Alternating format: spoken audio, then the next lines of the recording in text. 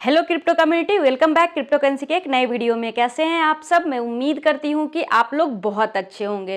Guys, बात करें India में, मीन्स कि हमारा भारत, तो यहाँ पर जो हर स्टेट का अलग अलग फाइनेंस मिनिस्ट्री होता है। लेकिन यहाँ पर भारत का, इंडिया का जो सेंट्रल फाइनेंस मिनिस्ट्री है, उनको अब ऐसा लग रहा है कि अगर टेक्नोलॉजी की बात करें वहाँ पर, तो क्रिप्टो की, मीन्स मेनली यहाँ पर क्रिप्टो वर्ड बोला गया है। और फायदा की भी बात करें यहाँ पे तो क्रिप्टो से ही। इसलिए जो है फ्यूचर में रेगुलेशन को लेकर एक अपडेट आया है फाइनेंस मिनिस्ट्री से, तो वो आपको इस वीडियो में हम शेयर करने वाले हैं। साथ ही साथ कुछ ऐसे न्यूज एंड अपडेट हैं जो कि आपको जानना आज के डेट में बहुत जरूरी है, क्योंकि आज का वो अपडेट है, कुछ भी मार्केट में वॉलेटिलिटी देखने को मिल सकता है। तो आइए बिना टाइम वेस्ट किए वीडियो को स्टार्ट करते हैं। वीडियो पसंद आए तो वीडियो को लाइक करके चैनल को सब्सक्राइब करना बिल्कुल ही मत भूलिएगा, और वीडियो में लास्ट तक बने रहिएगा ताकि सारा मैटर आपको समझ में आ सके। तो गाइस, सबसे पहले अपडेट के ऊपर चलते हैं हम लोग, जो कि आज के डेट में मार्केट को वोलेटाइल रख सकती है। वो क्या है कि आज जो है सीपीआई डेटा रिलीज होने वाला है, और ये टाइम अगर इंडियन टाइम में बात करें तो 6 PM होता है, मतलब अपने अकॉर्डिंग 6 बजे इवनिंग में आएगा। तो उसमें क्या है कि एस्टिमेटेड रेट जो है सीपीआई डेटा का वो 3.6 माना जा रहा है कि इतना आना चाहिए। लेकिन अगर उससे ज्यादा आता है तो मार्केट काफी ज्यादा डंप हो जाएगा, और अगर उससे कम आता है तो मार्केट में पॉजिटिविटी बनी रहेगी। लेकिन जैसा कि पिछले सीपीआई डेटा से एक एनालाइज रहा है मेरा, कि जब भी सीपीआई डेटा आता है, चाहे वो लेवल में रहे, अप रहे या डाउन रहे, मार्केट में दोनों सिचुएशन देखने को मिलता है, पंप और डंप। तो इस टाइम पे अगर जो लोग एक्सपीरियंस ट्रेडर हैं वही ट्रेड करिएगा, रिमेनिंग मत करिएगा। नहीं तो लिक्विडेट जो है यहाँ पे लॉन्ग और शॉर्ट दोनों वाला का फ्यूचर ट्रेडिंग में होता है, तो यहाँ पर आप फंस सकते हैं। तो इसको खासे ध्यान में रखिएगा।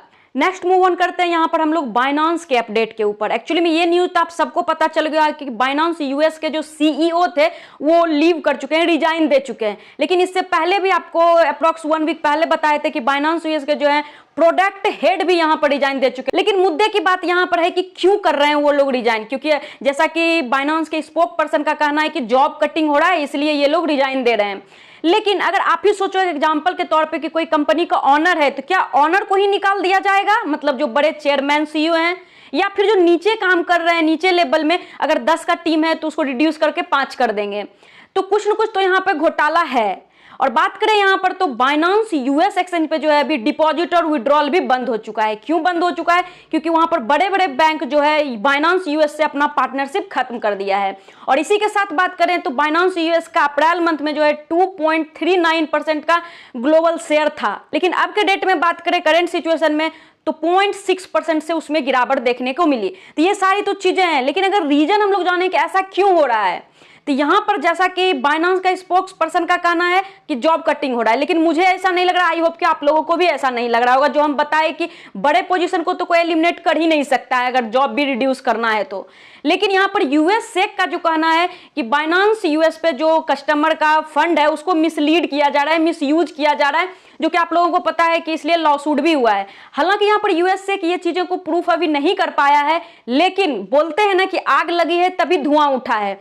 तो उसी तरीके से आप एकदम नींद में किसी पर 100% बिलीव करके नहीं सोए रह सकते हैं, चाहे वो यूट्यूबर हो या कोई एक्सचेंज हो। तो यहाँ पर जो मेरा आप लोगों के लिए सजेशन रहेगा कि देखिए, फ्यूचर ट्रेड वगैरह तो कोई वॉलेट में जाके कर नहीं सकते डिसेंट्रलाइज में, तो वो तो आपको एक्सचेंज पे करना ही पड़ेगा। लेकिन अगर कोई इन्वेस्टमेंट पर्पज से आपका पैसा वहां पड़ा है, किसी कॉइन में इन्वेस्ट करके रखे हैं, तो उसको जरूर से जरूर शिफ्ट करके अपने प्राइवेट वॉलेट में लेके आ जाइए। नेक्स्ट मूव ऑन करें जो कि काफी ज्यादा इंपॉर्टेंट है हम लोगों के लिए, क्रिप्टो इन्वेस्टर जो इंडिया में रहते हैं उसके लिए। यहाँ पर इंडियन फाइनेंस मिनिस्ट्री के जो ऑफिशियल हैं अजय सेठ, उन्होंने एक इंटरव्यू में बताया है बहुत सारी चीजें, लेकिन ऑब्वियसली हम लोग क्रिप्टो मार्केट से हैं तो उसी के बारे में बात करेंगे।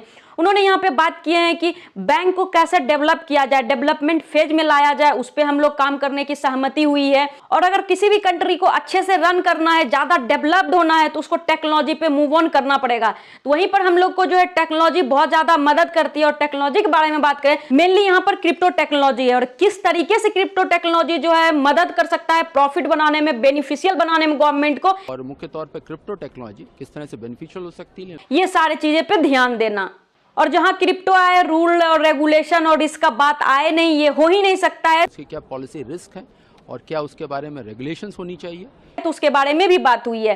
नेक्स्ट इन्होंने बात किया कि डिजिटल पब्लिक इंफ्रास्ट्रक्चर जो होता है उस पर भी सहमति बनी है। पूरे G20 में जो भी वहां पे मेंबर थे सारे ने ये सहमति दी कि अगले 3 साल जो है ये डिजिटल पब्लिक इंफ्रास्ट्रक्चर को भी इंडिया ही रन करेगा, मतलब उस पर सहमति बनाएगा। तो डिजिटल जैसे ही बात हुआ, क्रिप्टो करेंसी हो गया, तो इसके बारे में भी जो हम लोग फ्यूचर रेगुलेशन की बात करेंगे। ये तो मेन पॉइंट थे। रिमेनिंग आप लोग में से बहुत लोग ऐसे कमेंट करते हो कि पता नहीं अपने मन से कुछ ले आती है, तो उनका भी जो इंटरव्यू है हम वीडियो लगा देते हैं, आप उसको भी वॉच कर लीजिए। की व्यवस्था करानी है, उनकी इफेक्टिवनेस से करानी है, और better, bigger and more effective banks so that the development impact can be maximised. एक तो ये इसके ऊपर कंसेंसस बनी है, और खाली कंसेंसस ही नहीं, उसे किस तरह से आगे ले जाना है और किस टाइम टेबल के साथ ले जाना है, इस बात पे भी सहमति बनी है।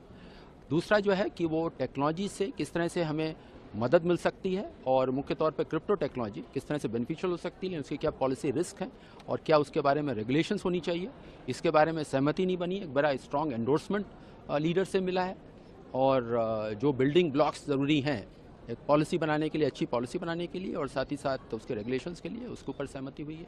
और तीसरा मुद्दा जो बना है कि किस तरह से फाइनेंशियल इंक्लूजन और साथ ही साथ एक जिसे कहते हैं प्रोडक्टिविटी गेन्स प्राइवेट सेक्टर के द्वारा, उसे जो एक डिजिटल पब्लिक इंफ्रास्ट्रक्चर के द्वारा कैसे आगे ले जा सकता है, इसके बारे में एंडोर्समेंट मिला है। और साथ ही साथ उसमें अगले 3 सालों में किस तरह से काम होगा, उसमें सहमति बनी है। उसके बारे में एक डॉक्यूमेंट भी निकला है, सब लीडर्स ने एंडोर्स किया है।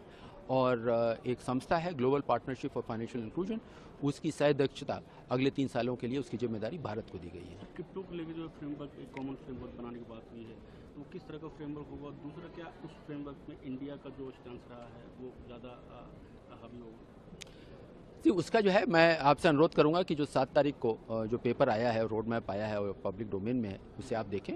और उसमें हमारा प्रयास ये था कि जो उसके मैक्रो इकोनॉमिक रिस्क हैं, मैक्रो फाइनेंशियल रिस्क हैं, फाइनेंशियल इंटीग्रिटी रिस्क हैं, उसके बारे में एक अच्छी अंडरस्टैंडिंग बन सके, कि हर सभी स्टेक होल्डर उस बात को समझ सकें कि क्या रिस्क उससे निकलेंगे।